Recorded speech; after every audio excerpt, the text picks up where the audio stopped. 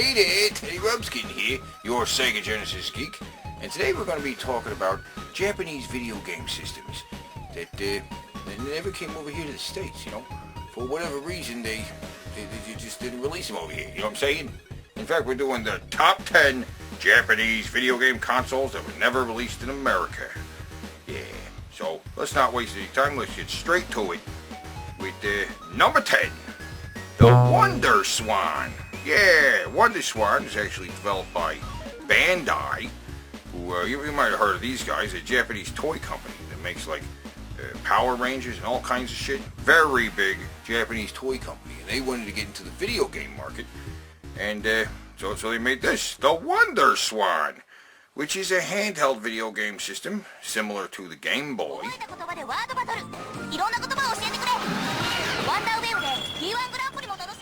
Yeah, and it's pretty cool. It came out like 1999, and you know, it was around for a couple of years. There's a couple of variations on it too. There's the Wonder Swan Color and the Wonder Swan Crystal, right? But eventually they discontinued it in like 2003, and it was never released in America. So, yeah. That's the thing.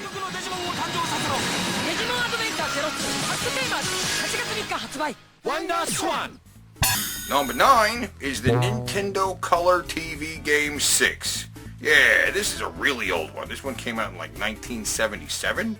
It's basically a Pong console, right?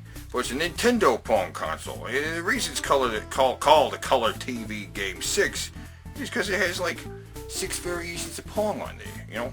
But whether you call it fucking tennis or volleyball or hockey, it's still fucking Pong, right? But this version, this system had like 6 variations on Pong, so that's pretty cool. But it was never released in America, so yeah. カラーテレビゲーム15、9800円のカラーテレビゲーム6もあります。Number 8 is the Sega SG-1000, which it's a really old system from 1983, and yeah, I guess when it came out in like 1983, this thing would have been competing with the Atari and the ColecoVision and the television and shit. So, I mean, this thing graphically is it's a little behind the times, you know. I guess it'd be like close to what the television was capable of and shit. But yeah, this thing was never released in the States. In fact, it really never sold all that well, you know. But hey, what? ビデオゲーム SG-1000 に専用キーボード SK-1100 か手つなげばパソコンベーシックから学習ソフトまでとにかく楽しく Number 7 is the Super Cassette Vision. The Super Cassette Vision. Well, what a crazy name, right? But yeah, this thing was released like 1983 or so, and it's pretty rare. It was never released outside of Japan. Number 6 is the Casio PV-1000, which is actually very rare. There were only like a dozen games released for this thing. And right now it goes for a lot of money online. It's like, whoa, why, I don't know, fucking thing. But it's actually the first Casio home console, but it's not the only one. Number 5 is the Dreamcast Divers 2000 CX-1, which it's a crazy title for a thing that basically is a Dreamcast built into like a monitor, right?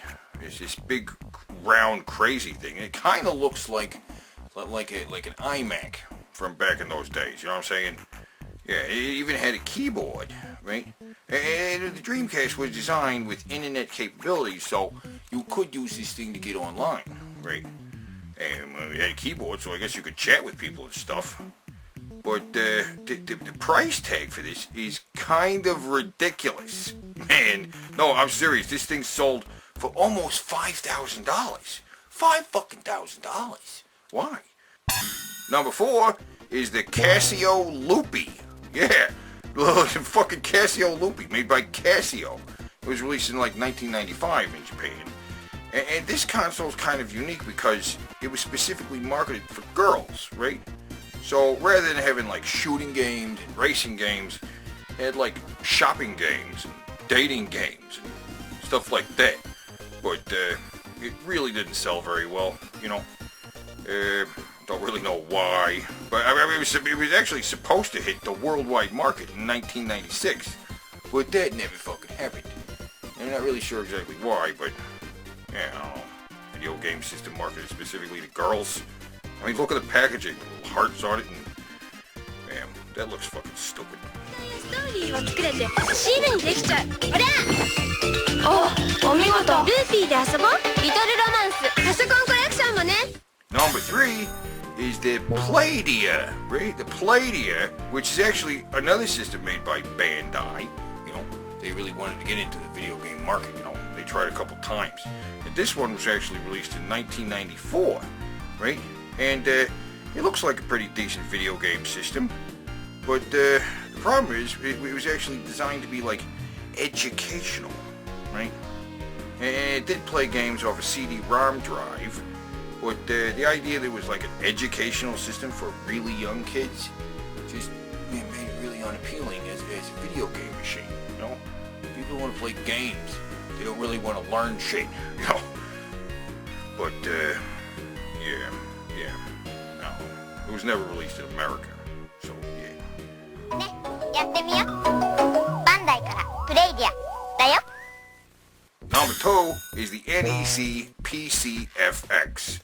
Yeah, and this fucking video game system, it actually kind of looks like a home personal computer tower, right? It came out in like 1994. And it was the successor to the PC Engine, which was a really big hit in Japan. PC Engine sold like fucking hotcakes over there. And in fact, in America, it wasn't known as PC Engine. It was known as the TurboGrafx 16. Which was like a whole different looking machine. If you put the TurboGrafx 16 next to the Japanese PC Engine, it's like a whole different thing, right? And it never really sold that great in the US, right? The PC Engine was huge in Japan. So this fucking video game system was designed to be a newer and even more powerful fucking PC Engine than before. It's the PCFX. And yeah, it was designed to look like a video game tower. And in fact, it also had the ability to like upgrade, right? You could upgrade some aspects of the fucking console. You could get other accessories, including a mouse. But yeah. They eventually discontinued this system in like 1998. And it was the last video game console that NEC ever ended up releasing. So it was never released in the US. But the number 1 video game system that was only released in Japan, never released in the US, is this fucking thing. The Fujitsu FM Towns Marty. Marty? What kind of name is that? I don't know. This thing came out in like 1993, and it was a gaming console that played games off CD-ROM drive.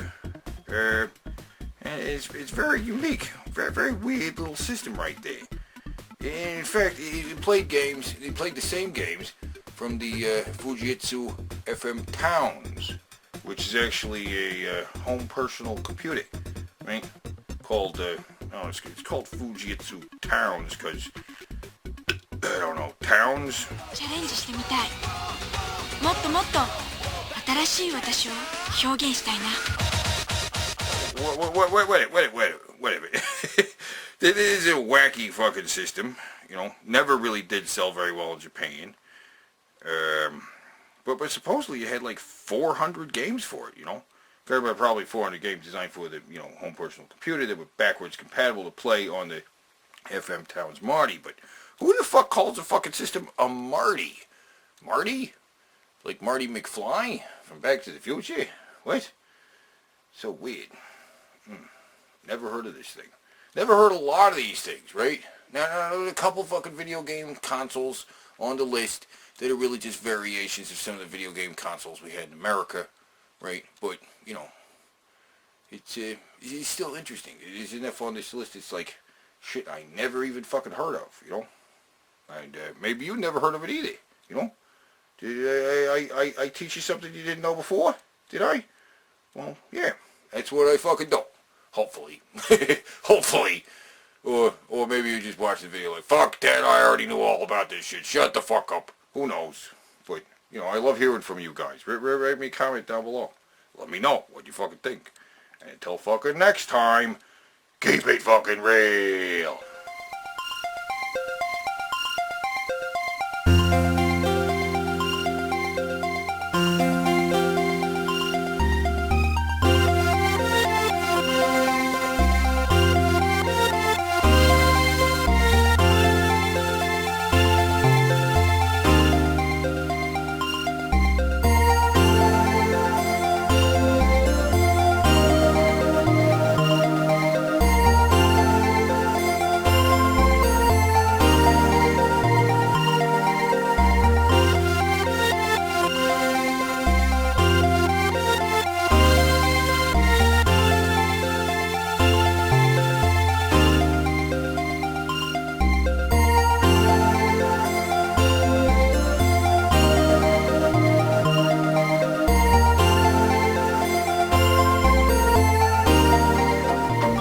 もちろんゲームも楽しめる。